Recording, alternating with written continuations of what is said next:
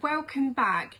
Today I'm going to take you behind the scenes of how I made a Bass Reeves inspired postiche. From measuring, designing to knotting to applying, I will take you through the whole process of how I made this inspired moustache. Let's dive into the fascinating world of the postiche and let's see how this character comes to life on screen. Let's make some magic. So a postiche is a specialised craft used for film, TV and theatre to custom create facial hair pieces, from beards to moustaches to sideburns, you name it. Today we're focusing on a handmade postiche and moustache inspired by the lawman Bass Reeves. So first of all, what we did is measure our model's top lip to make sure that we have a custom fit. Now there are 5 measurements to a moustache, an extra if you want a goatee or even sideburns. But today we're just focusing on the 5 measurements that we did for our moustache. So the first measurement is from the tip of the nose down to the cupid's bow. The second measurement is from the tip of the nose to the corner of the mouth, left and right. The third measurement is from nostril to nostril. The fourth measurement is from the septum to the cupid's bow peak, so at the points of your lip. Measurement number 5 is cupid's bow point to point. Now for each of these measurements, you take it down 3 times and divide it by 3 to get the average centimetre. And just as a little tip, with the measurement around the mouth, it does vary.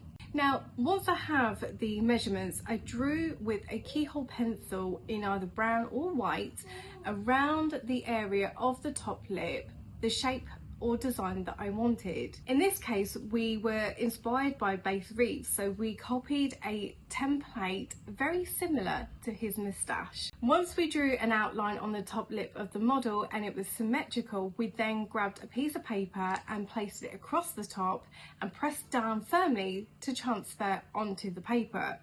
Now, once you have your design on your paper, make sure to flip it round the other way and then draw the Sharpie outline on the opposite side. So when taking off the paper, your right hand side will be the left hand side. So make sure that you do it on the reverse side to draw the Sharpie outline. Next, we drew the directions of what way we wanted to knot the hair using the single knot technique. So for instance, at the cupid's bow and underneath the nostrils, the moustache hair was going to be directed straight down, whereas at the sides they were going to be at a diagonal, and in between we're going to be blended knots to direct straight and diagonal knots blended together. As an extra little tip, add in the nostril marks on the Sharpie template to indicate where they sit on the model. And this really shows why a custom fit moustache is so important. So once we finally have our stencil transferred to paper and the directions of knotting, we then place this on the chin block, not a head block. Pinned it down with dress pins and galloon to secure the lace. And we used a cheaper version of the Swiss lace. So make sure you have your wig cradle, your chin block, your stencil and the lace. And you pin this down with dress pins all the way around the lace. Now, just as a little tip, when you place the lace on, make sure it's not too tight, otherwise the dress pins will rip holes in that lace. So it needs to be just tight enough to lay against the stencil and to do your knotting. So in our wig kits, we did receive a bundle of human hair to then be able to use this for our postiche. And this was a dark brown colour, easy enough to see against the lace. So just as a little tip, you could use a daylight lamp to be able to see what you're doing with the very tiny holes in the lace. Now, as this was our very first postiche, we found it quite difficult to be able to knot with the single knot technique without getting it all tangled with other hair. So what we had to do is make sure that we clipped the spare hair out of the way that was already knotted in the lace. Because it was such a small section, it was very intricate to do. With this postiche, it didn't take us very long at all. It took us within a couple of days to be able to complete a full moustache. And it was a good thing too that it only took us a short amount of time. My very first postiche that I made was actually too small for my model, so I had to make sure that I created another one, which didn't take me long at all. So for the single knot technique, I'm going to show you what we do. So with your wig needle, place it in the hexagon hole above, push through to the hexagon hole at the bottom and hook your hair strand on the hook. Pull back through underneath and bring the hook round to face the hair strands. Hook the hair strands through the loop and pull. There you have your single knot technique. Now for the diagonal sections, place your wig needle through the diagonal at the top of the hole that you want to pull through.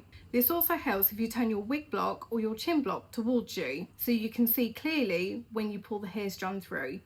The straight sections and the diagonal sections, when they meet in the middle, make sure that you do every other straight or diagonal knot to help blend it all together.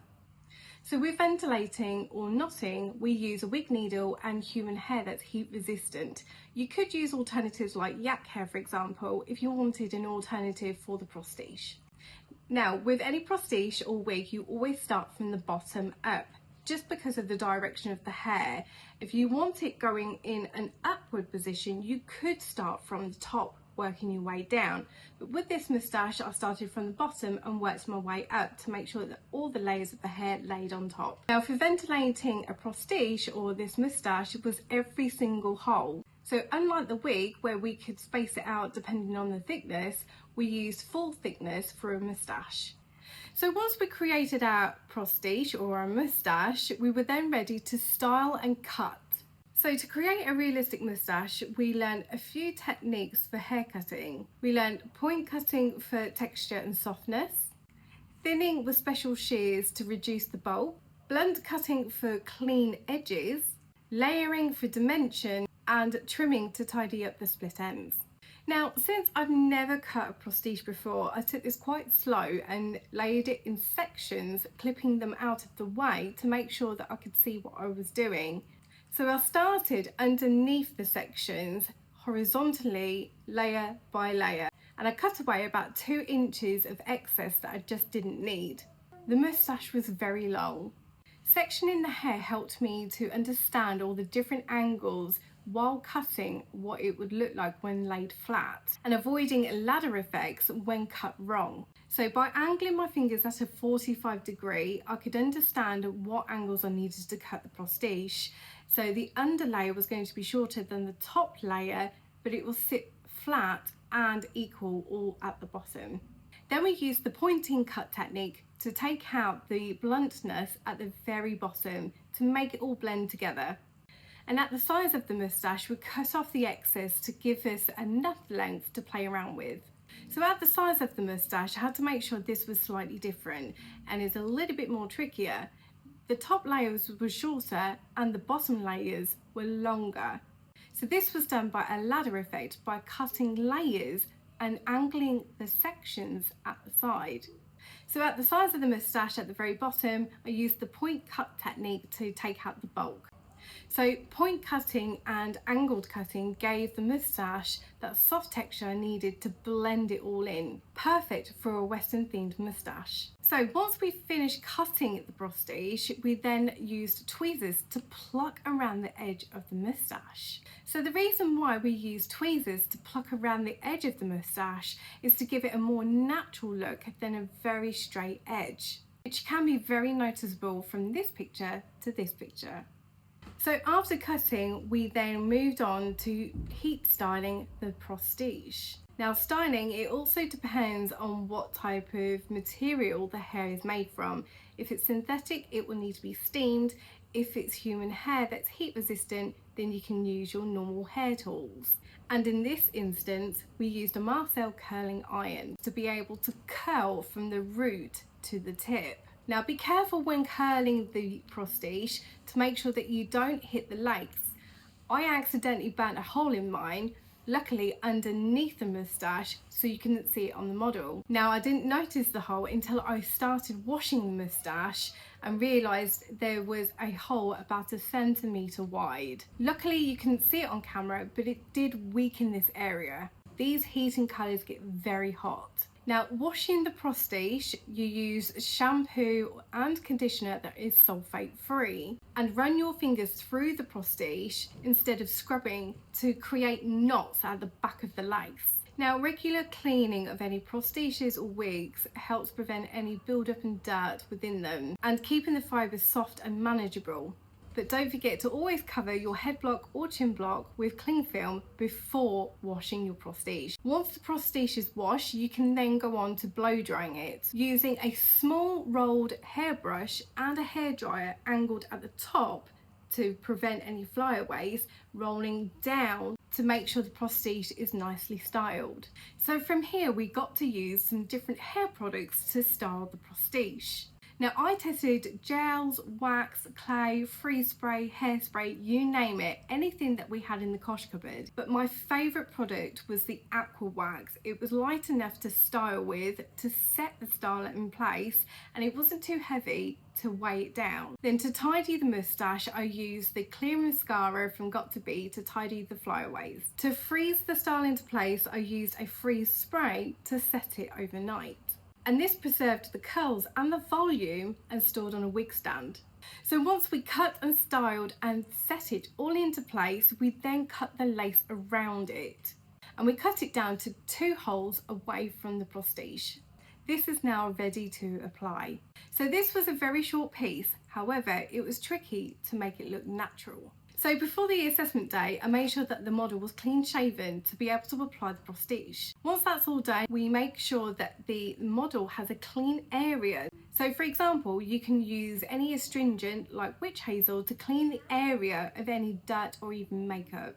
Once that's all done, you can use a spirit gum, for example from Crayolan, to be able to stick down the Postiche. Once the spirit gum becomes tacky, you can then apply the Postiche and firmly press with a tail comb through the lace to be able to stick it down.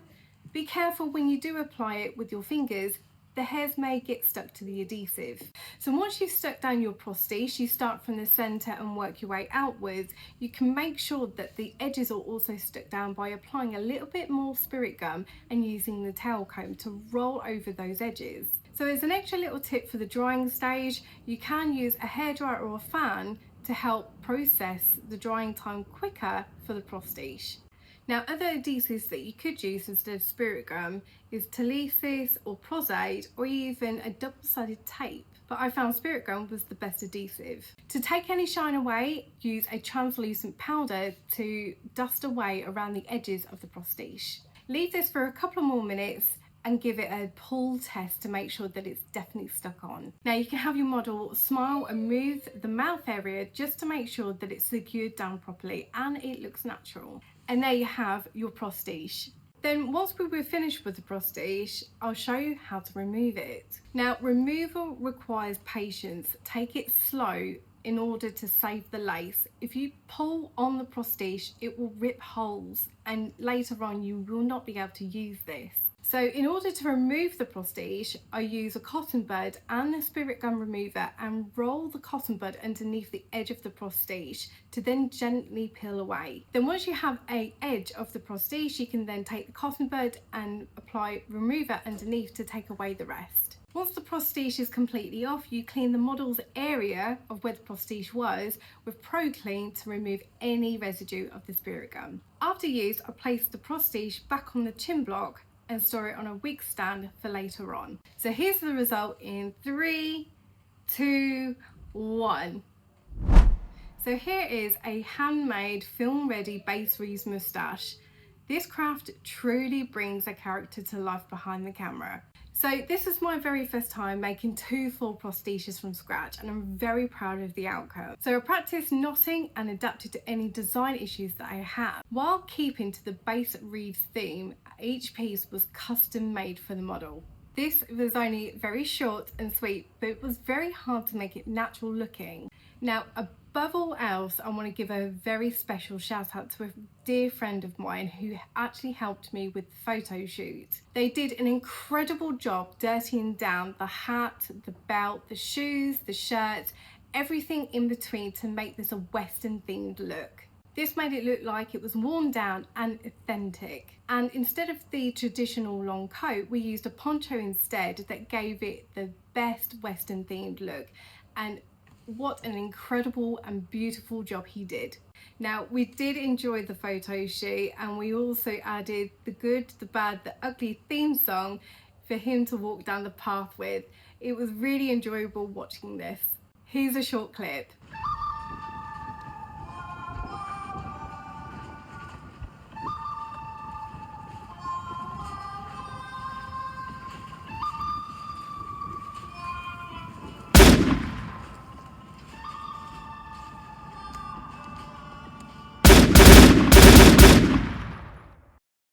So what do you think? Does it look natural? Does it look Western? Tell me down below. If you enjoyed this video and found it helpful, like, subscribe and comment down below if you have any postiche stories yourself.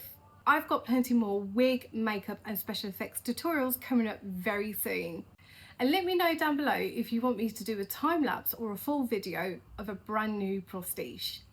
Thanks so much for watching and I'll see you in my next video. Bye!